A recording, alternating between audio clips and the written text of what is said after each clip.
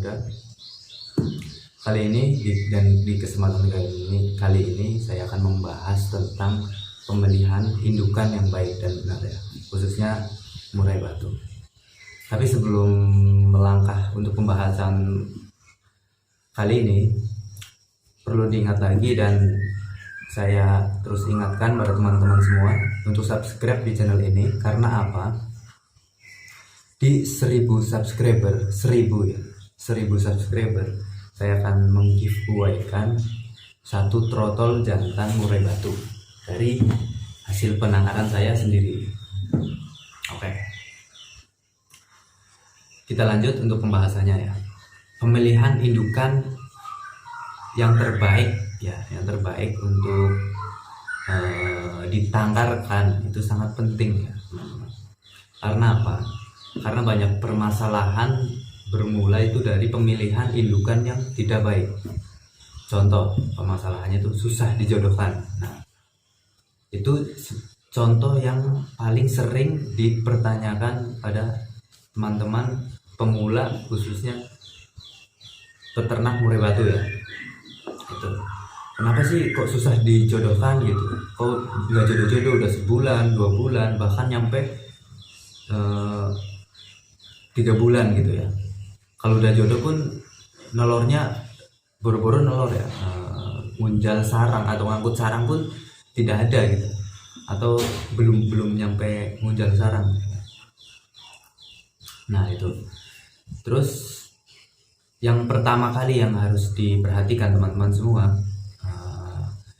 itu dari indukan betina dulu ya. Kita bahas dari indukan betina. Jadi ada 2 pemilihan indukan jantan dan betina. Saya pilih dulu yang betina karena betina itu rada banyak kriterianya yang harus di garis bawahi atau dicatat sebagai peternak awalan ya, atau penangkar awalan pemula lah istilahnya.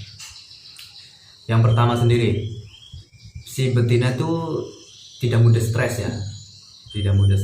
dan kalau bisa itu dari penangkar, jangan dari muda hutan. Karena apa? Kalau dari penangkar itu kebanyakan dia udah terbiasa dengan manusia, terbiasa dengan lalu lalang orang.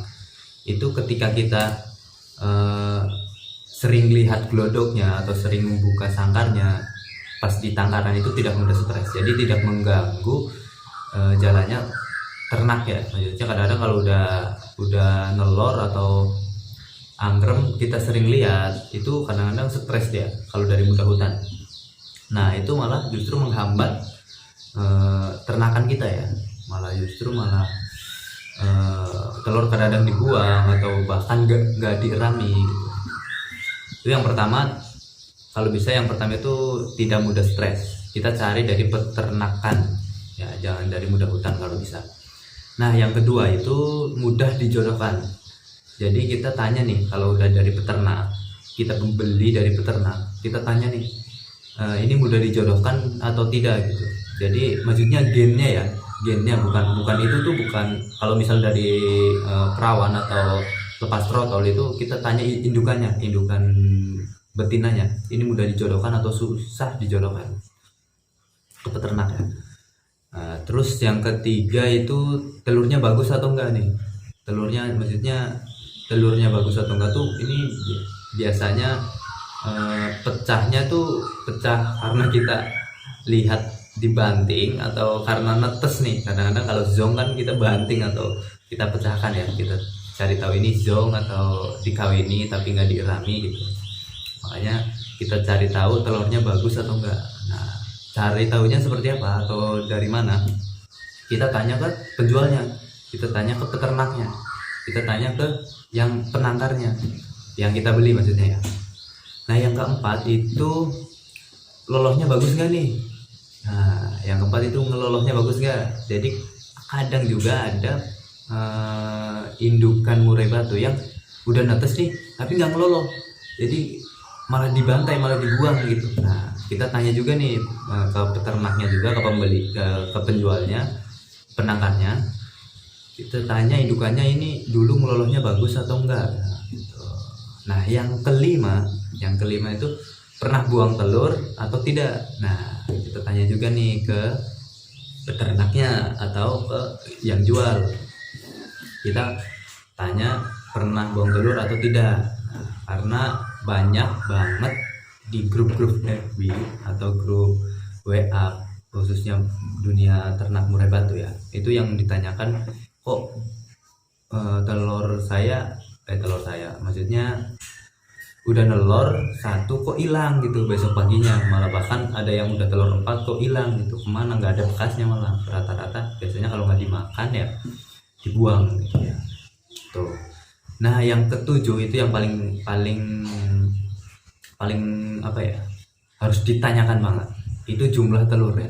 Jumlah telur dari indukannya ini ada berapa, kalau bisa yang bagus 5 atau 4 ya, minimal 4 atau 4 itu udah bagus banget.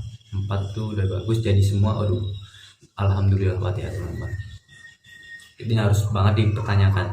Nah yang ketujuh itu dari segi fisik ya, dari segi fisik itu tidak cacat ya. Nah, dengan catatan tidak cacat itu dari kaki, sayap, mata, paruh, bulu, semuanya itu harus sehat lah. Karena apa, kita harus dari 7 ini yang harus kunci yang harus dimiliki buat indukan murai batu kita ya, khususnya betina ini 7 kriteria ini harus dimiliki dari indukan murai batu kita. Karena kita harus punya kualitas dan kuantitas. Jadi jangan asal milih indukan malah ujung-ujungnya malah kita yang kesel sendiri. Karena apa? Biasanya kalau kita asal-asalan milih indukan, kita beli dari orang yang jual, kita nggak tahu peternaknya mana, asalnya mana, atau dari muda hutan. Kadang lama penjodohan, terus udah jodoh nih ya, udah jodoh nggak bertelur. Jadi nggak bertelurnya tuh lama. Nah, kalau udah bertelur juga kadang-kadang nggak dierami. Kalau nggak dierami kadang-kadang zong. Wah, banyak permasalahan dari indukan terutama betina ya. Karena kenapa betina murai batu, pemilihan indukan murai batu betina itu sangat banyak kriterianya di betina ya, karena 90% itu hal yang dilakukan nanti di penangkaran itu oleh betina ya. Jadi mulai dari nyusun sarang, ngeloloh, ngeramin, bertelur itu dari betina. Makanya kita harus 100% itu pemilihan indukan betina itu harus benar-benar seleksi banget ya. Jadi begitu teman-teman, ada 7 yang harus kita ketahui atau catat ya untuk pemilihan indukan khususnya betina. Nah yang sekarang jantan nih, kalau jantan itu rata-rata mudah ya, bukan mudah sih, nggak terlalu banyak kriterianya atau pilihan catatannya buat jantan supaya bagus untuk ditangkapkan. Yang pertama banget itu factor, harus factor. Kadang-kadang kalau factor tuh mudah dijodohkan, kalau ngelowo tuh ya ada, cuma jarang ya teman-teman. Maksudnya jarang tuh mungkin dari 10 2 atau 1 yang bisa dijodohkan gitu. Nah yang kedua itu jangan pilih indukan yang ngelowo atau ngebatman. Kadang yang seperti itu ngelowo atau ngebatman tuh susah dijodohkan. Tapi tidak menutup kemungkinan ya teman-teman. Tapi tidak menutup kemungkinan, karena saya punya ternakan di belakang itu ada ya satu yang ngebatman, bukan ngebatman sih. Jadi dia ngelowo karena over birahi kadang-kadang itu. Jadi kalau di mainin pakai tangan dia nyerang, langsung buka sayap seperti itu. Dan yang ketiga itu tidak mudah stres. Jadi jangan kalau bisa kedua indukan tersebut tidak mudah stres. Karena apa? Ketika kita ngelihat telurnya, ketika kita kasih makan atau ketika kita ngambil ngambil anakannya, kalau si indukan tersebut atau salah satu dari indukan tersebut itu mudah stres, itu produksi kita akan terhambat ya teman-teman. Itu. Nah yang keempat itu dari segi fisik juga seperti betina tadi, tidak cacat ya teman-teman. Tidak cacat tuh dari segi semuanya, dari segi fisiknya, dari segi kaki dan segala macam, pokoknya harus dilihat benar-benar tuh. Oh ya, yang dari indukan betina ada satu lagi tambahan, yaitu tidak ngelemak ya teman-teman. Karena kalau udah ngelemak bukan susah dijodohkan sih sebenarnya bisa dijodohkan, cuman itu kalau untuk bertelur rata-rata zong ya teman-teman. Itu jadi kalau udah lemak kita proses dulu nih, kita jemur, kita embunin, kita kasih pakan yang baik gitu. Nah setelah lemaknya hilang kita baru masukin lagi ke penangkaran. Jadi seperti itu teman-teman untuk pembahasan kali ini, pemilihan indukan yang baik untuk murai batu betina dan murai batu jantan. Nanti saya bikin videokan lagi untuk pembahasan gimana sih cara tahap penjodohan yang baik, terus apa langkah-langkahnya, terus menu pakan yang baik apa, dan segala macam ya.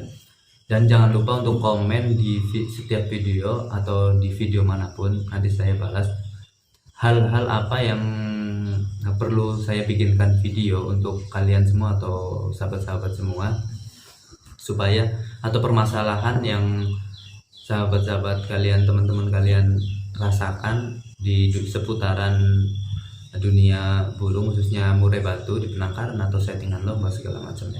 Nanti saya bikinkan video atau saya jawab di komentar. Terima kasih untuk menyaksikan video ini. Jangan lupa untuk subscribe ya teman-teman. Ya, jangan lupa untuk subscribe dan ajak teman-teman lain untuk subscribe di channel ini, karena di 1000 subscriber saya akan meng-giveaway kan trotol murai batu. Siapa tahu rezekinya di teman-teman kalian, di teman-teman semuanya. Untuk akhir kata ini kita tutup dengan Assalamualaikum warahmatullahi wabarakatuh.